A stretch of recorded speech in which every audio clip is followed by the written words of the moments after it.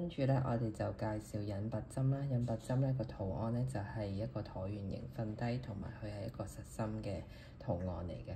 咁佢英文咧就係 slip stitch。咁佢愛嚟做咩咧？通常咧係譬如好似一個圓形咁樣啦，佢就係做晒咁多針之後，譬如做咗一個短針，呢個係短針嚟嘅。咁做咗短針之後咧，到最後咧，佢又要收尾噶嘛。如果佢針針都係咁高嘅話咧，佢到最後咧就行唔到去第二行噶啦。咁所以佢一定要收咗個針先至行第二行嘅。咁所以呢啲針咧，因為佢個針做完之後咧唔係咁高，佢就係一個好矮嘅針嚟嘅。咁就變咗咧，佢就可以愛嚟做一個收尾，然之後咧就慢慢就做第二行啦，又收尾，第三行咁樣收尾。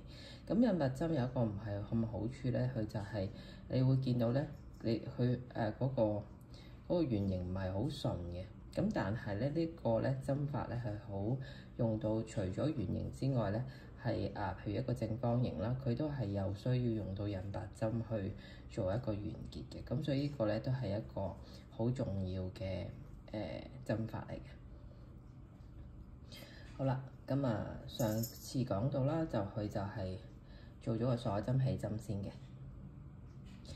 咁做翻個手勢啦。然之後咧，我哋咧就要睇啦，究竟我哋係喺邊一針嗰度咧係插翻落去做第二行咧。咁譬如我哋依家去做到最後呢一針啦，咁喺翻咧最前佢嘅之前嗰一針咧去落針嘅。咁喺邊一個位置落針咧？嗱，如果我哋喺上邊呢一條依家有一個 V 字倒轉嘅 V 字啦。咁如果我哋喺上邊嘅呢個位咧入針嘅話咧，你會見到咧，如果我喺上邊望咧，佢係得一針嘅。咁有時咧，我哋會做到係咁，咁但係大部分情況咧，我哋就唔會喺上邊呢度入針嘅，我哋就會喺咧一個 V 字啦。你見到呢度前邊仲有一針嘅，就喺前面嗰針同埋呢個係第二針啦。呢個係第三針啦，係喺第二針同埋第三針咧中間呢度入針嘅，喺呢個位入針嘅。好啦，咁喺上邊望嘅話咧，就會見到咧，其實咧就有兩針出嚟嘅。OK，睇多次下，我哋會係喺第二針、第三針，喺第二、第三針中間嗰度入嚇，記得唔係喺上邊呢度入，係喺下邊呢一度入。當呢度入嘅時候，你就會見到有兩針㗎喇。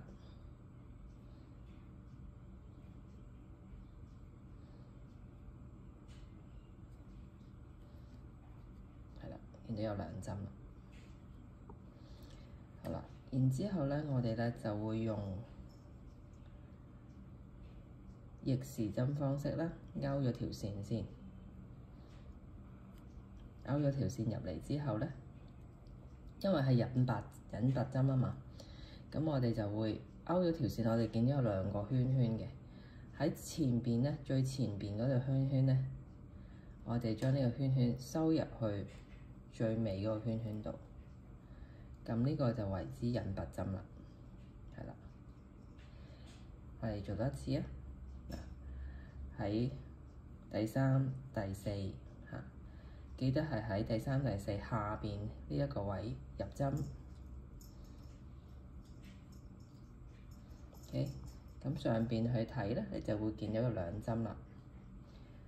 然之後逆時針攞咗個針出嚟，有兩針喺呢度，前邊嗰針就會伸入去後邊嗰針度，收翻埋呢一針。咁呢一個就為之引拔針啦。咁你要見到咧，嗰個針咧係矮嘅嚇，唔係好高啊，即係織完都好似冇織過咁樣。咁呢個咧就係引拔針啦。